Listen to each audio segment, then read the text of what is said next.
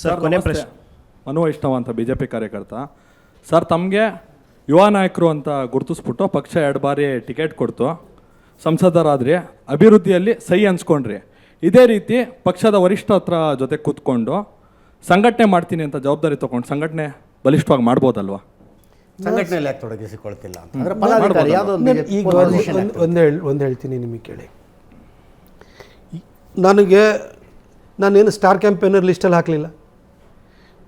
ಚನ್ನಪಟ್ಟಣಕ್ಕೆ ಹೋದೆ, ಸಂಡೂರಿಗೆ ಹೋದೆ, ಶಿಗ್ಗಾಮಿಗೂ 2 ಸರಿ ಹೋದೆ, ಮಾಡಿದ್ನಲ್ವ. ವಫಲ್ಲಿ ನಂದೇನು ಅದಕ್ಕೆ ಕಮಿಟಿ ಮಾಡಿರೋ ನನ್ನ ಹೆಸರು ಹಾಕಲಿಲ್ಲ. ಕೊಡಗಿಗೆ ಹೋಗಿ ಹೋರಾಟ ಮಾಡೋದು, ಪೊನ್ನಂಪೇಟೆಗೆ ಹೋರಾಟ ಮಾಡೋದು ನಾನೇ ಪ್ರಮುಖವಾಗಿ ಭಾಷಣ ಮಾಡಿದ್ದೀನಿ. ಅದಾದ ನಂತರ ಯತ್ನಾಳರು ಅಲ್ಲಿಂದ ಬಿಜಾಪುರದಿಂದ ಸ್ಟಾರ್ಟ್ ಮಾಡಿರೋ ಅದಕ್ಕೂ ಹೋಗಿ ನಾನು ಅದು ಜಾಯ್ನ್ ಆಗಿದ್ದೀನಿ. ಈ ವಫ್ದ ವಿಚಾರ ನಾನೇ ಮಾಜಿ ಆಗಿದ್ದೀನಿ ಅಂತ ನಾನು ಕೂತ್ಕೊಂಡಿಲ್ಲ. ನಾನು ಹೋಗ್ಬಿಟ್ಟು ಪಾರ್ಲಿಮೆಂಟ್ರಿ ಕಮಿಟಿ ಎದುರುಗಡೆ ಹೋಗಿದ್ದೀನಿ.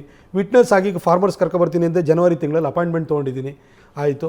ಈಗ 13ನೇ ತಾರೀಕಿಂದ ನಮ್ಮ ಹನುಮಾನ್ ಜಯಂತಿ ಸ್ಟಾರ್ಟು. ಅವಕ್ಕೆಲ್ಲದನ್ನು ಕೂಡ ನಾನು ಪಾರ್ಟಿಸಿಪೇಟ್ ಮಾಡ್ತಾಯಿದ್ದೀನಿ.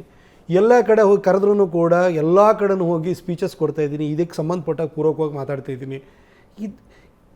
ಅದೊಂದು ಪಕ್ಷದೊಳಗಡೆ ಒಂದು ಪದಾಧಿಕಾರಿಯ ಸ್ಥಾನಮಾನವನ್ನು ಕೊಡುವಂಥ ಸ್ಥಾನದಲ್ಲಿರೋರು ಕೊಡಬೇಕೇ ಹೊರತು ನನಗೆ ಕೊಡಲಿಲ್ಲ ಅಂತ ನಾನೇನು ಬೇಜಾರು ಮಾಡ್ಕೊಂಬಿಟ್ಟು ಮನೇಲಿ ಕೂತಿಲ್ಲ. ನಾನು 12 ಜನ ಕೊಟ್ಟು ಟಿಕೆಟ್ ಇಲ್ದಂಗೆ ಆಗ್ಯದ, 12 ಜನಕ್ಕೆ.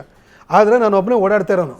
ಅಲ್ಲ ಅದು ಕೇಳಿದ್ದು, ನನಗೆ ಸಂಘಟನೆನ ಮಾಡ್ತಾನೇ ಇದ್ದೀನಿ ಸೈದ್ಧಾಂತಿಕವಾಗಿ. ಈಗ ನೀವು ನಾಳೆ ಬೆಳಗ್ಗೆ ಯಾರೋ ಕಾಂಗ್ರೆಸ್ ಅವ್ರು ಸಿಗ್ತಾರೆ, ಅಥವಾ JDS ಅವ್ರು ಸಿಗ್ತಾರೆ, ಅಥವಾ ನಮ್ಮ ವಿರೋಧಿಗಳು ಕಮ್ಯುನಿಸ್ಟರು ಸಿಗ್ತಾರೆ ಅಂತ ತಿಳ್ಕೊಳ್ಳಿ. ಯಾವುದೋ ಒಂದು ವಿಚಾರದ ಬಗ್ಗೆ ಮಾತಾಡಬೇಕಂದ್ರೆ you should be armed with information ಅಲ್ವಾ? ನಿಮಗೆ ಮಾಹಿತಿ ಇಟ್ಕೊಂಡಿರ್ಬೇಕು ಅವ್ರನ್ನ ಕೌಂಟ್ರ್ ಮಾಡೋದಕ್ಕೆ. ಅದನ್ನು ಕೊಡ್ತಾ ಇದ್ದೇನೆ ಇಲ್ವಾ ನನ್ನ ಹೇಳಿಕೆಗಳ ಮುಖಾಂತರ? ಇದೇ ಸಂಘಟನೆ ರೀ. ಸಂಘಟನೆ ಏನಾದರೂ ಬುದ್ಧಿನೂ ಬೆಳೆಸ್ಬೇಕಾಗುತ್ತೆ. ಬಾವುಟ ಕಟ್ಟೋದು, ಹಾರ ಹೊಡೆದು ಬಾವುಟ ಕಟ್ಟೋದು ಮಾತ್ರ ಅಲ್ಲ, ಈ ವಿಷಯದಲ್ಲೂ ಕೂಡ ನಾವು ಅಪ್ಪರ್ ಚೇಂಬರಲ್ಲಿ ಮುಖಾಂತರವಾಗಿ ನಾವು ಸಂಘಟನೆ ಮಾಡೋದಿರುತ್ತೆ.